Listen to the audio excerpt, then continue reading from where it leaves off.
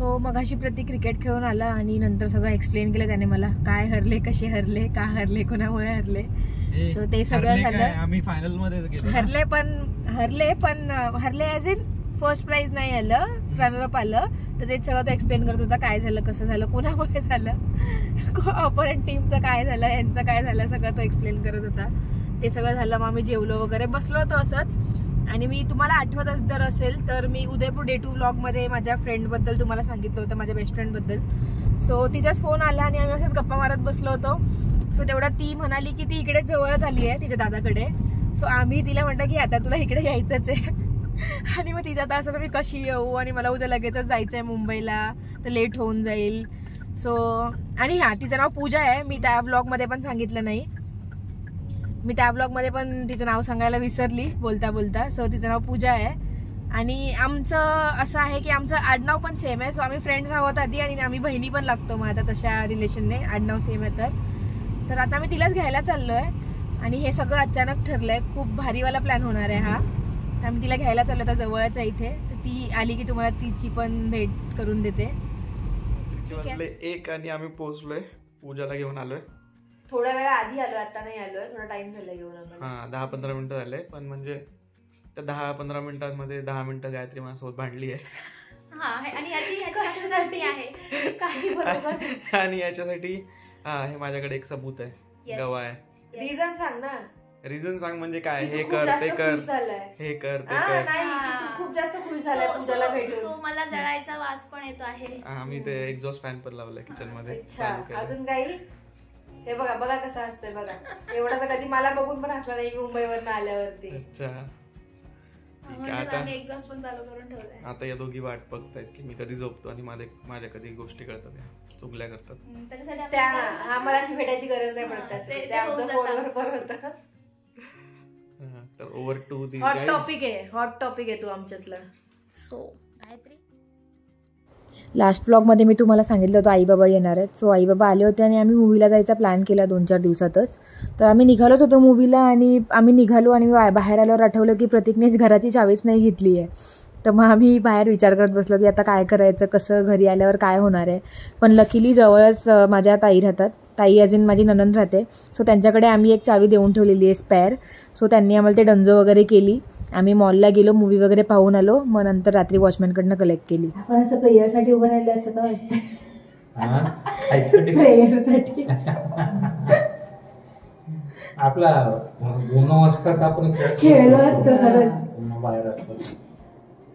ठेवायचं काय तिथे अशा गोष्टींसाठी? हे ठेवू शकतो, चोर पोलीस. पेपर आहे आतमध्ये, पेन नाहीये पण लिहायला. ते 4 चिठ्ठ्या खेळतात ना, माहिती ना? पोलीस नाही खेळायचो आपण चिठ्ठ्या. मला आठवत नाही पण आता कसं खेळायचं. पोलीसला ओळखायचं असते ना चोर कोण असं काहीतरी. पोलीसला ओळखायचं असते चोर कोण आहे. पण त्याच्यात मध्ये काहीतरी होत असेल ना. बराच वेळ डिस्कशन केलं पण चोर पोलीस कसं खेळतात हे कुणालाच नाही आठवलं. जर तुम्हाला माहिती असेल तर कमेंट्समध्ये आम्हाला नक्की सांगा.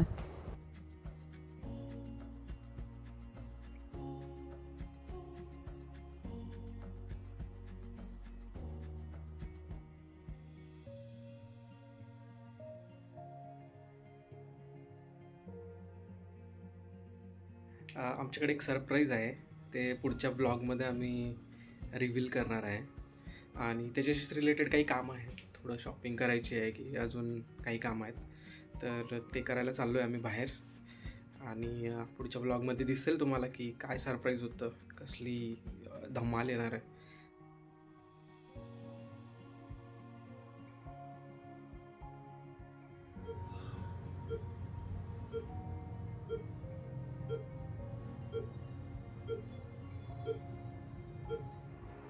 तर आम्ही व्लॉग का नाही टाकू शकलो याच्या मागचं रिझन म्हणजे माझी बहीण तिची डिलिव्हरी होती आणि त्याचे काही दिवस म्हणजे डिलिव्हरीचे आदले काही दिवस, डिलिव्हरीनंतर मग ती आमच्याकडे आली, नंतर बाळाचं बारसं वगैरे झालं. तर या सगळ्या कामांमध्ये आम्ही थोडंसं अडकलो होतो, बिझी होतो. तर आम्हाला काही कळत नव्हतं की म्हणजे वेळ पण नव्हता मिळत काही शूट करायला वगैरे असे इव्हेंट्स. आणि बाळ लहान होतं त्यामुळे ती एक म्हणजे त्याचे व्हिडिओज किंवा फोटोज टाकायचं थोडंसं नव्हतं, आमचं तयारी नव्हती. लगेच. तर आम्ही ते व्हिडिओज वगैरे कॅप्चर केले, ते जे बारशाचा वगैरे कार्यक्रम झालं तो सगळं आम्ही कॅप्चर केला, पण ते टाकलं नाही. आणि खरंच वेळ नव्हता भेटत. सगळं कसं दिवसभर ऑफिसचं काम, नंतर मग ते बाळ, त्याच्यासोबत खेळणं, मस्ती किंवा अजून दुसरे काही कामं, तर ते सगळं चालायचं. तर वेळच नव्हता भेटत.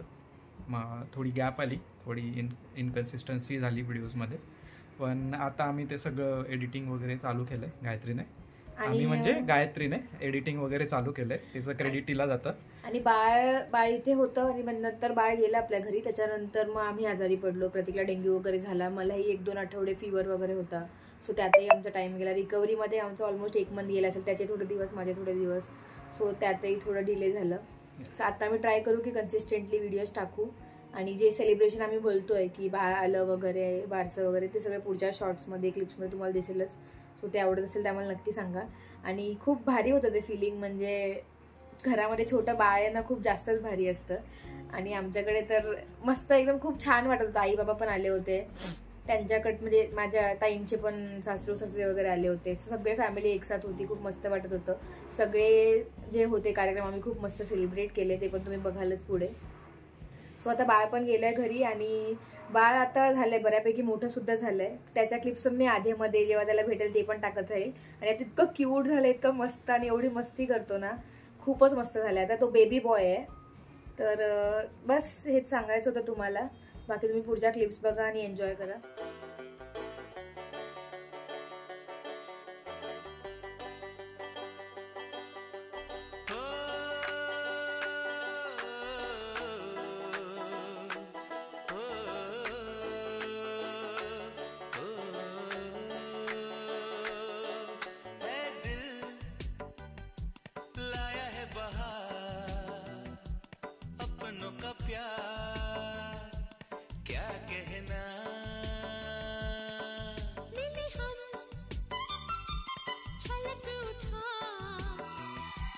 खुशी का खुमार